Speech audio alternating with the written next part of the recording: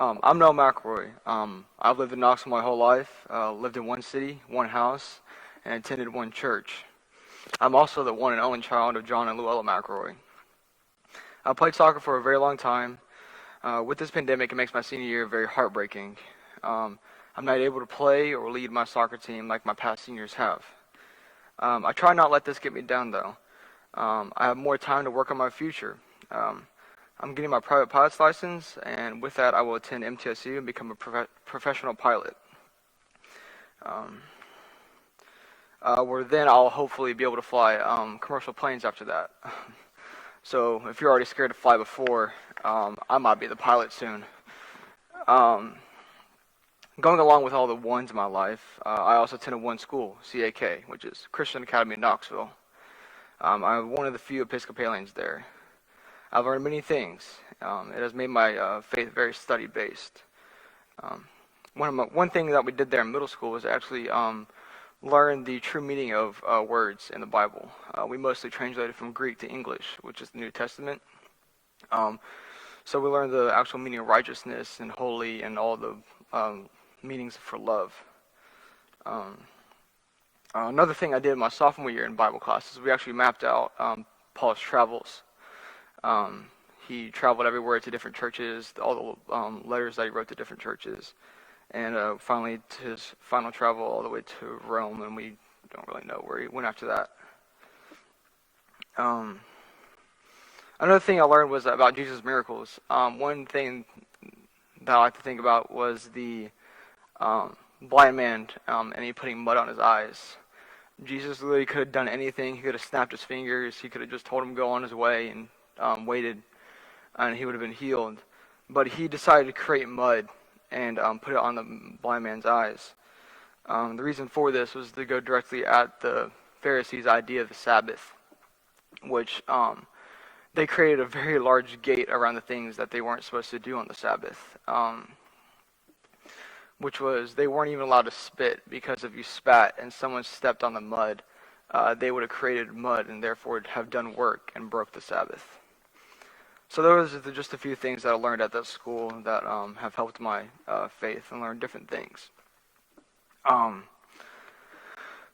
Now, to continue on mountains there are many paths, but usually there is one path that you try to stay on. My dad and I decided to take an off-brand Yamaha to Windrock one time. It was going to be a great time, and it turned out to be. We get there on the main road, and we go all the way up to the top, which has the windmills. And we stay there for a bit and look at the views, and then we decide to come back down, and we veer off onto another path. Keep in mind, I'm the one driving. So we keep going and everything, and we're going down. We go down one hill and down another. And then we finally get to this one point, we stop, and we're looking over this cliff edge, and I just hear this slight continuous hiss coming from behind me. And I look behind me, and I see that our rear tire is losing air. So I immediately turn it around. We go back, and we go to one of the last hills that we came down. I try and go up it, and next thing you know, the side-by-side's on its side, and I'm on top of my dad. I didn't know what to do at this point.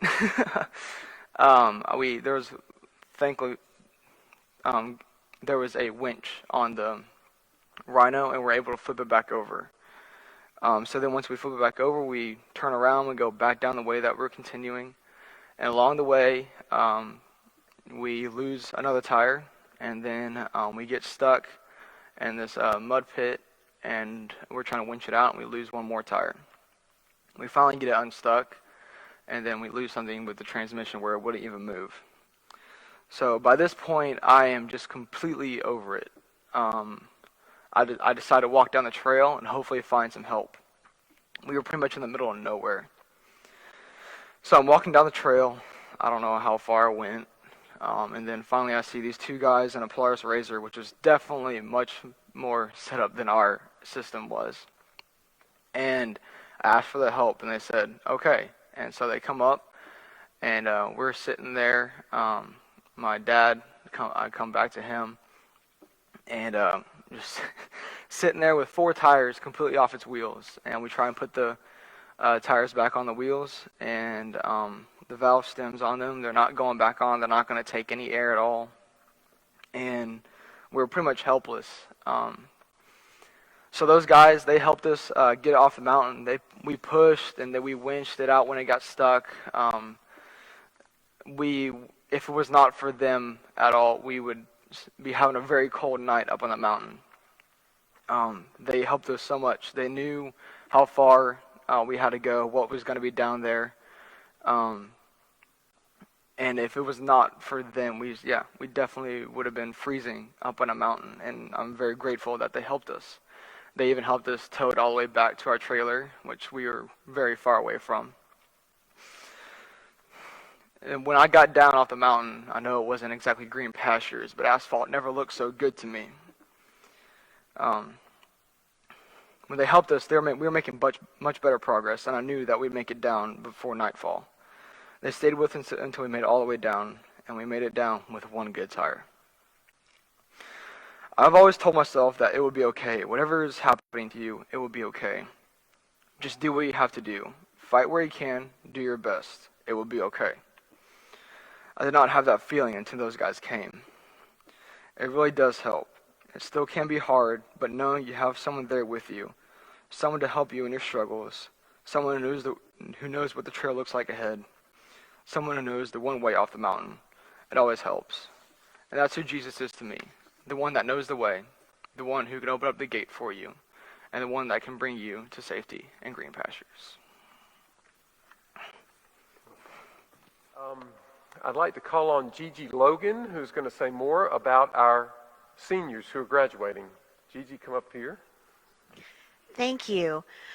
I want to welcome those of you who are watching during our live stream, and just note that we want to really recognize those of our seniors for the class of 2020 who have missed out on a lot of the usual end of high school rituals, soccer games, soccer seasons, prom, graduation. A lot of those events have been canceled due to the virus. So, but we still want to recognize those seniors and the accomplishment that they have made in graduating high school. So I want to announce that we have 5 members of our graduating class, and I want to list their names and what their plans are for next fall. So we have Nelson Chino, who will be attending Pellissippi State to study computer science. Noah McElroy attending Middle Tennessee State University in their aerospace program. Clara Wynn will be attending University of Tennessee to study environmental and soil sciences, not soy sciences, soil sciences. Emma Patterson will also be attending University of Tennessee to study electrical engineering. And Ben Busby will be attending University of Chattanooga to a major to be declared later. So seniors, we're thinking of you. We are praying for you. We will be having gift Bibles printed, and we will be delivering those to your homes in the next few weeks. So we're praying for you. We wish you all the best, and we love you.